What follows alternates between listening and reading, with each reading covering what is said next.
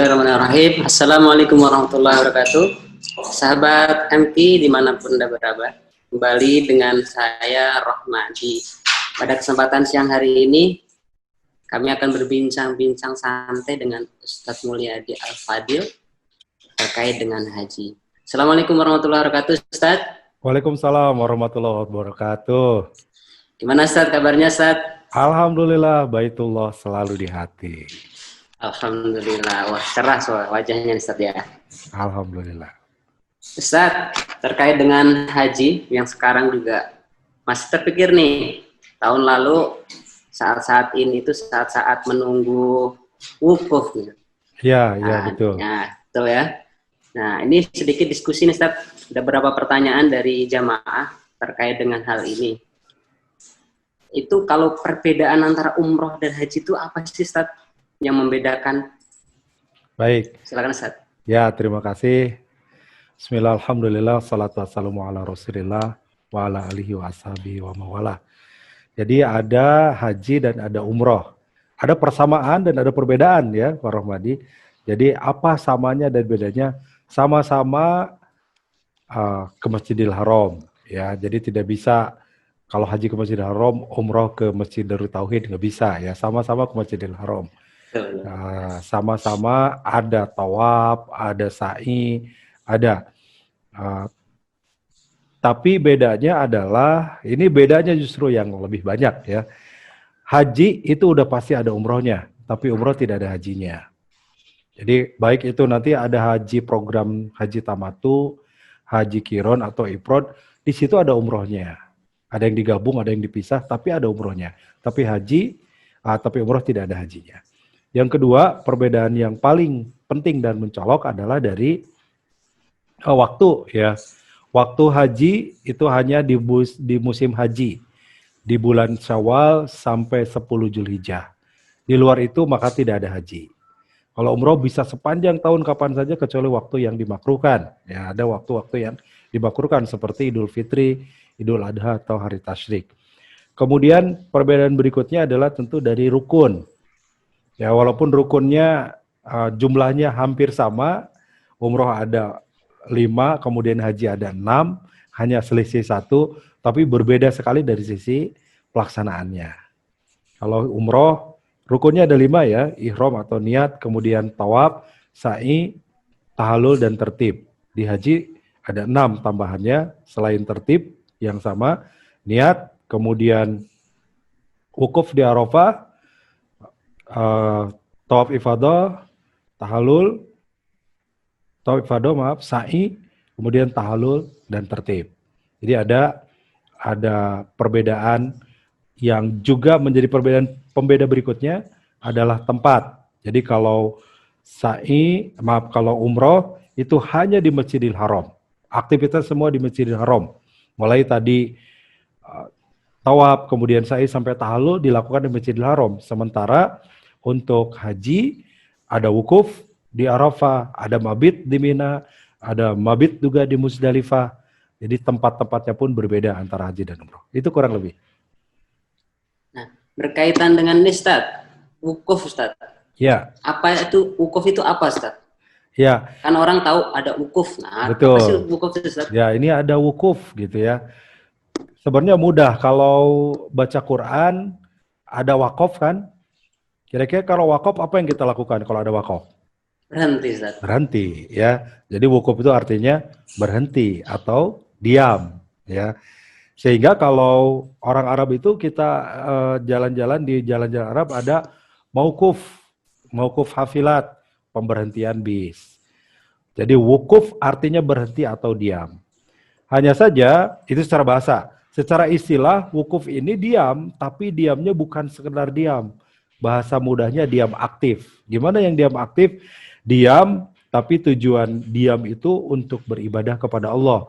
Berdoa, berzikir, beristighfar, bertobat, itu diam. Jadi kata waqafa. Sehingga, istilahnya adalah diam berada di Arafah.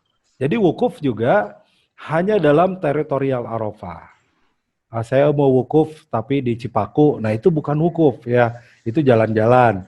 Saya wukufnya di Cisanggiri, kantor MK Travel. Itu mah silaturahmi ya, kayaknya dengan Uda Nurli. Tapi yang dimaksud wukuf adalah berdiam di Arafah dengan tujuan diisi dengan zikir, doa, taubat, dan bermunajat kepada Allah. Itu yang dimaksud dengan wukuf. Dan dalam urusan haji, wukuf ini menjadi rukun yang paling penting ya. Jadi seorang jemaah haji sehebat apapun dia ibadah, jungkir balik apapun, tapi kalau dia tidak sempat wukuf di Arafah, tidak sah hajinya. Harus ngulang tahun depan berangkat lagi ya, atau 7 tahun nunggunya untuk bisa ikut lagi dengan haji khusus. Jadi wajib. Nanti akan kita lihat pemandangan kalau Bapak Ibu berangkat haji, yang wukuf itu yang sakit pun walaupun 1 jam itu dengan ambulannya, dengan infusannya, walaupun dia nggak sadarkan diri, sempat berwukuf, sempat berhenti, sempat dia masuk area Arafah, maka sah dia wukufnya. Begitu. Oh, Ustaz. Nah, wukuf itu tanggal berapa, Ustaz? Dan durasinya itu dikatakan wukuf itu jam berapa sampai jam berapa? Di tanggal ini itu. Bagus sekali pertanyaannya, penting nih bagi Bapak Ibu yang belum berhaji ya. Karena sekali lagi puncak haji itu ada di wukuf. Sebagaimana dalam hadis riwayat Imam Muslim, Al-Hajjul Arafat. Haji itu wukuf di Arafah. Lalu tanggal berapa? Tanggalnya hanya ada 1 tanggal, tanggal 9 Zulhijjah ya. Bukan tanggal yang lain, hanya tanggal 9 Zulhijjah. Mungkin Masehinya bisa berubah. Bisa kalau nanti kita bertepatan dengan tanggal 30 di tahun ini ya, tanggal 30 Juli. Tapi tanggal hijriahnya yang tidak berubah dan tidak boleh berubah, hanya ada pada tanggal 9. Waktunya kapan? Waktu wukuf sendiri, itu Rasul menyebutkan ba'da zawal. Ba'da zawal itu mudahnya ba'da zuhur, setelah matahari tergelincir. Jadi ketika masuk zuhur, itulah waktu wukuf, memulai waktu wukuf, bisa diawali sebelumnya dengan khutbah Arafah atau khutbah wukuf, atau setelah masuk zuhur, khutbahnya itu bebas, sunnah saja hukumnya, dan berlaku sampai terbenam matahari, sampai waktu maghrib.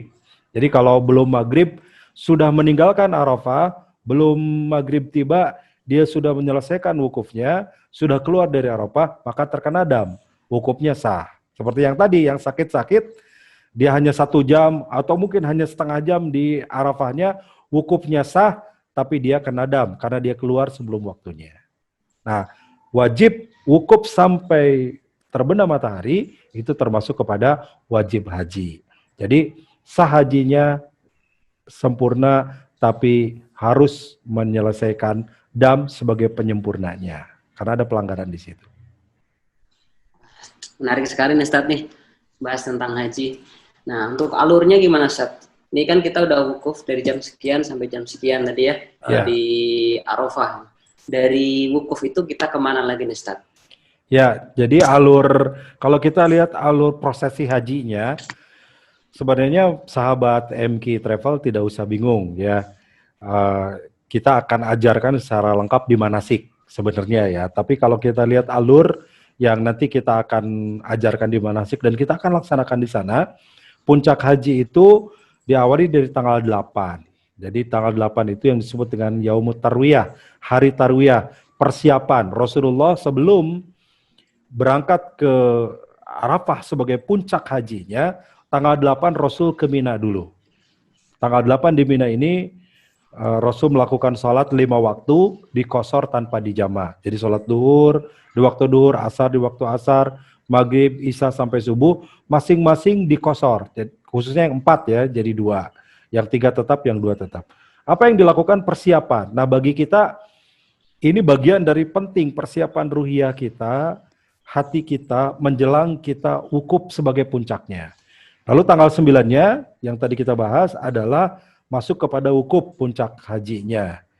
Biasanya dari ibadah subuh kita sudah meninggalkan Mina, sebelum duhur sudah sampai Arafah, maka di Arafah kita wukuf. Mulai dari khutbah Arafah, kemudian bisa berzikir doa sama-sama, memperbanyak takbir, tahmid, tahlil, lalu doa sampai menjelang maghrib. Lewat maghrib, maka dalam hitungan hijriah sudah masuk tanggal 10 ya. Tanggal 10 ini kita berangkat ke Musdalifah. Tanggal 10 malam, 9 malam, masuknya malam 10, kita melakukan mabit di Muzdalifah. Mabit artinya bermalam. Apa yang dilakukan? Dua hal secara sunnah. Satu, kita sholat, ya, menjama maghrib dengan isya, kemudian memungut batu untuk lontar jumroh. Pagi harinya, itu boleh dilakukan dua pilihan.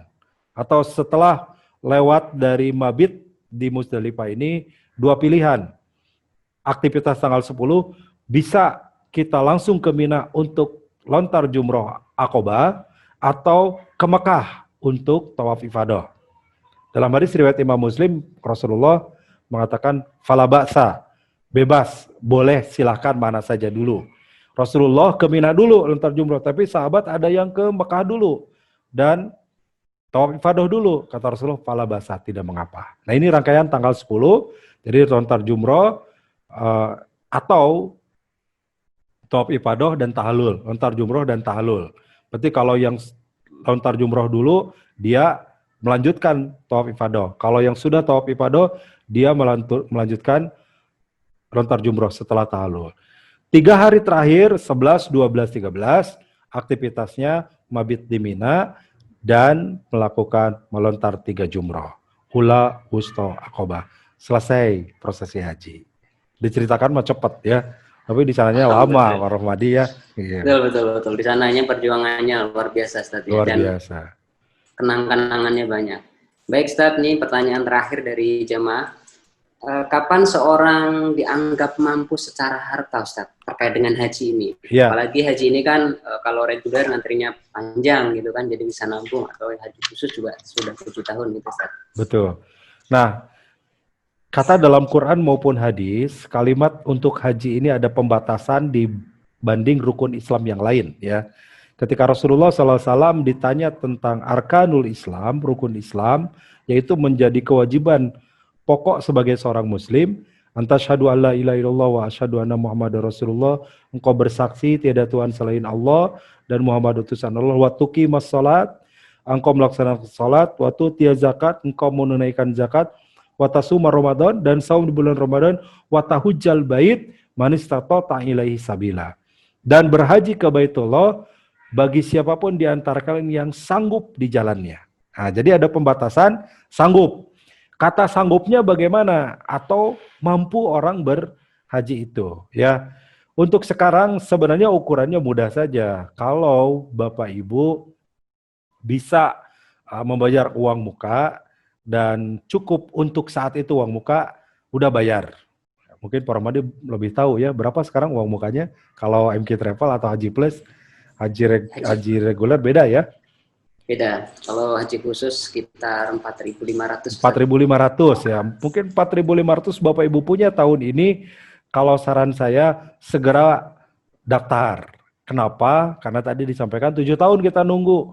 Mudah-mudahan pada saat nanti pelunasan 7 tahun kita bisa nabung terus nih. Saat pelunasan insya Allah kita bisa berangkat. Pas tahun pelunasan belum ada, masih boleh kita ngundur setahun lagi. Bosnya boleh ngundur sampai 2 tahun.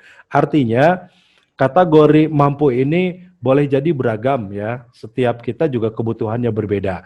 Tapi boleh jadi juga jadi alat ukur buat kita ketika kita mampu membayar uang muka dan setelah membayar uang muka itu secara ekonomi kita tidak terganggu. Artinya jangan sampai bayar uang muka tapi nggak bisa makan, kan ini tidak demikian ya. Secara kebutuhan keseharian aman, maka Bapak Ibu kategori manis tatoa, kategori yang sanggup ya. Sehingga sudah mulai kemudian mendaftar dan sisanya menabung untuk nanti pelunasan pada saat pemberangkatan. Begitu. Hatur terima kasih Ustaz atas ilmunya pada siang hari ini. Ya, Insyaallah sama-sama. bermanfaat ya.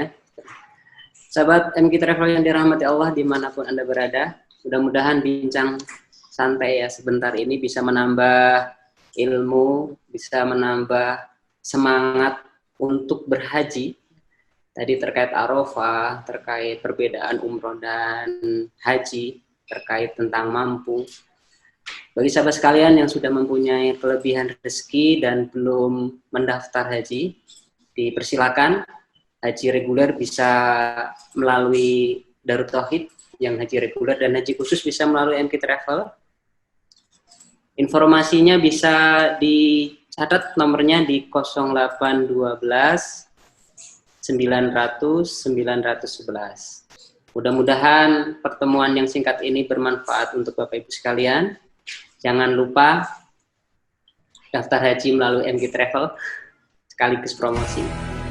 Dan jangan lupa jika bermanfaat silakan like dan subscribe channel YouTube kami di MG Travel, dan sampai ketemu di lain kesempatan di pembahasan tema yang lainnya. Dari saya Rohmadi dan Ustadz Mulyadi undur diri.